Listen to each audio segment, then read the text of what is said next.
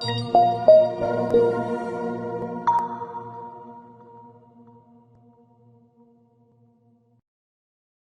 is a substantial risk of loss associated with trading forex, binary options, stocks, or equities, collectively, asset classes. Only risk capital should be used for trading.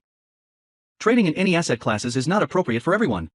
Past performance is not necessarily indicative of future results. No representation is being made that investors will make profits, or will not sustain losses.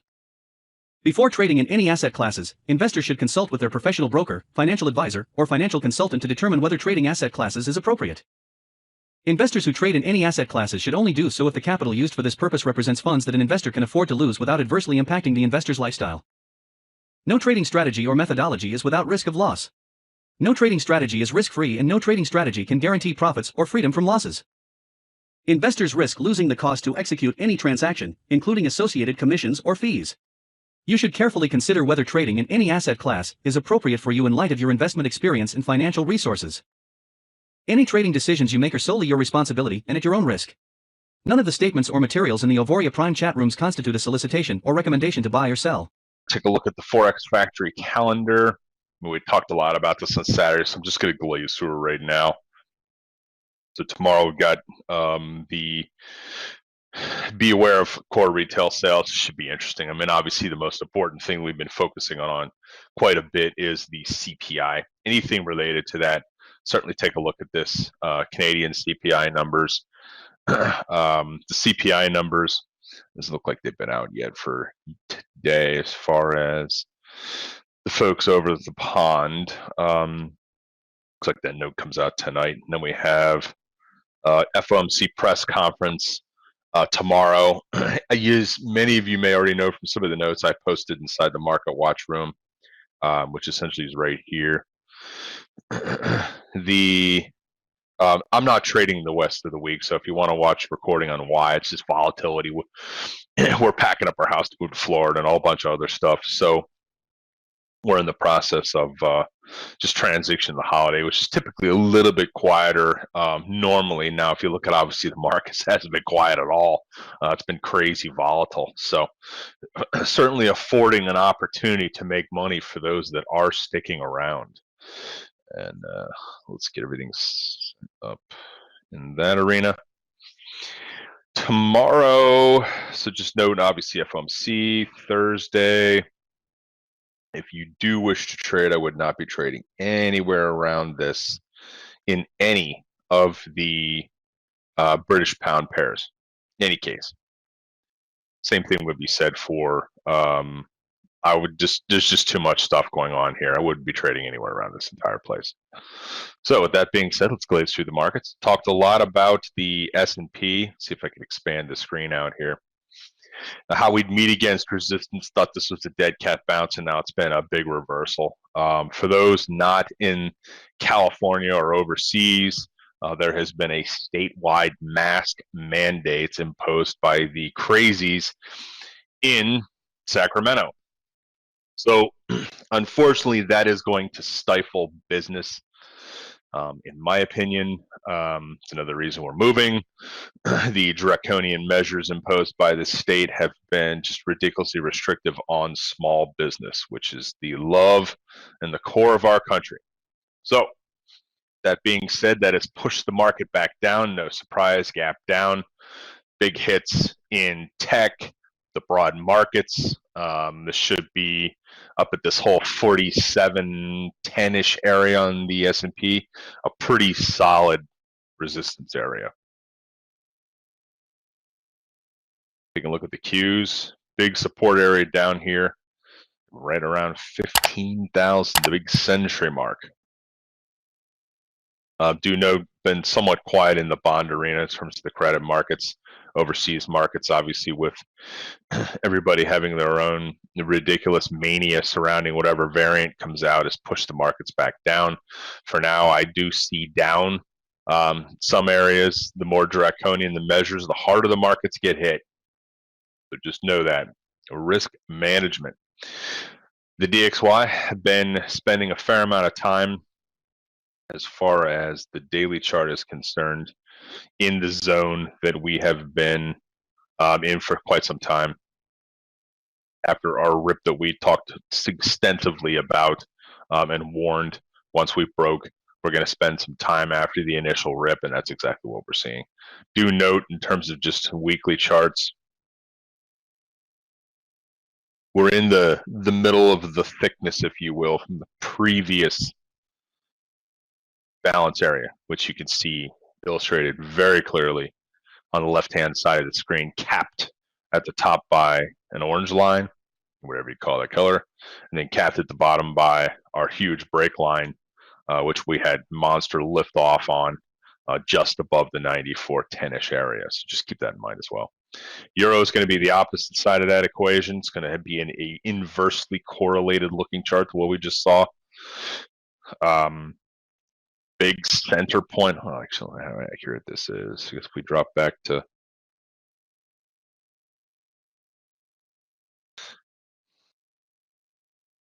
middle of 2018 for our data, right? This is a long data set. We really only want to look at the data that just broke us into the area.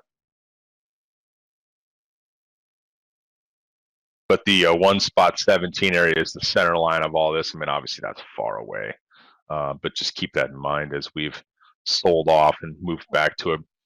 The more I move the data back to just current times, the more it shouldn't be a surprise that the center of all of executions in terms of volume aggregate is right around this 1 spot 13 area. It's offering some support generally. Pound weakness continues. Back to the daily. Hanging on the edge of the cliff right down here. Could be some pretty smooth sailing lower if we get under this level. And there's a lot to argue to hold us right here in support. But if we were to break there, looking at this 1 spot 27, almost perfectly century mark here. It's 2700-ish area. Still balancing. Real solid resistance at this 1 spot 2840-ish area on US CAD. US JPY hovering around the high. Take a quick look at the Swiss. Big sideways trade. Aussie US dollar daily.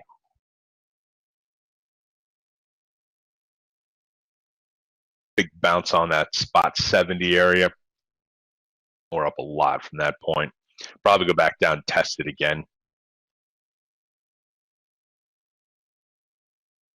Obviously, this is based upon the US dollar beginning to levitate out of its current balance zone and continue to trade higher, which may not happen.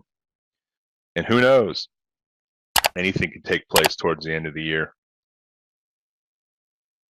CAD Swiss, again, daily chart.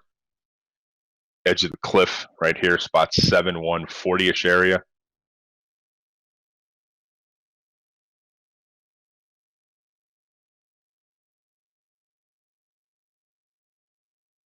If you want some updates on what's going on, just like more money supply and global macro, I actually talked extensively about that on Saturday if you want to go back and watch the recording for the question I just got. You're welcome. AUD CAD still in the zone. AUD NZD, same thing. GBP NZD, our favorite widowmaker. Gold, it ripped, daily chart here. It ripped higher. Take it just to, let's just share the whole screen on this one. You know, a lot of people are like, hey, we're off to the races here, and then just boom, liquidations came in on almost everything in equity land. And even though this is based on partially equities, mostly just the spot price in terms of gold. This is the spot US dollar. And you can look at the GLD, which is mostly based on the same thing. You have some miners in equity land that can have some exposure to that. But the rally really just came flying back. Oil Probably going to go back down, test the 62 after this dead cat bounce we're in. I don't know, many of you guys are trading well, so I don't really spend a lot of time on it. I typically do not encourage this as a trading component for any new trader, even in something as simple as trading the ETF or any, God forbid, any futures or underlying options in this arena. This is too much of an unpredictable. There are really big players in manipulating this market that is almost impossible to put any technical analysis around.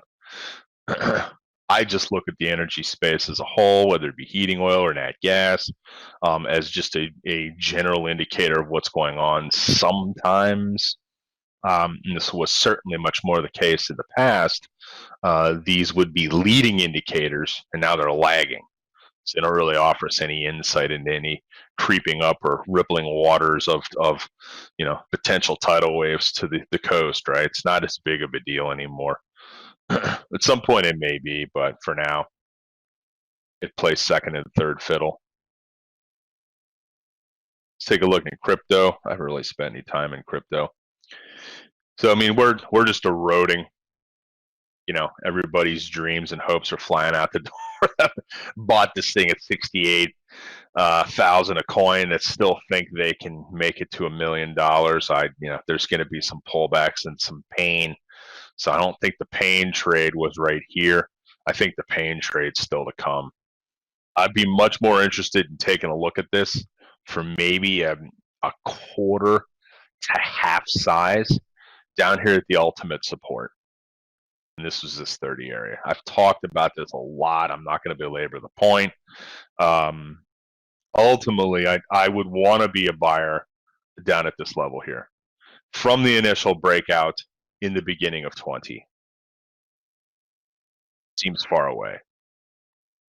But this particular coinage is corrected over 90% of its value more than a few times in its life. So that certainly can happen again, especially if you look at the weekly chart. It cuts out a lot of the noise here if you want to see a broader. You kind of see right here where we spent an inordinate amount of time and then we had the break off of the highs. Ultimately, the markets will essentially, in terms of true breakout, you can see from the latter part of 2017, we got to 20,000. I actually talked a lot on Twitter. I was on Twitter saying if you're in this and you've ridden it up a bunch, it's one of the few times I just flat out came out with a recommendation, which I can do because I am a registered investment advisor. So I just basically said sell 3/4 to 7/8 of your position, damn near everything. Keep a little bit just in case I'm not right, and it continues higher. But it was tremendous advice because it took 3 years to get back above that level, and essentially we broke. I mean, it was just off to the races. So for now, I still, as I've been talking about a lot, look at 20,000 on this coin as the breakout area. Ultimately, this is where I potentially would be a buyer. Long way from here. And it still wouldn't be full size. Because if we got down to there, it would be just a ton of pain from the upper areas. We could even see some flashes down to 10 where I would pick up the other half of the size. And then if it evaporated to 0, hey, at least we bought in lower, right? What else? Yeah, I think that's everything I wanted to touch on. So here's the calendar, just so everybody's crystal clear on what's going on. This is Christmas. I'm probably not going to be around at all. We're going to be out of pocket with vacation and a move here. So I'll make any kind of notation. I may record something just generally on the 28th, some point during the day, and get it out to you guys if anything it's seeing. But always stay tuned, just like Brian White does inside the Auvoria community. He posts really good stuff. The man is on it. And I will see you guys Saturday the 18th. Got a Christmas party that night, so we'll we'll keep it sweet, but again, continuing to wish everybody a super holiday. May the trades be with you.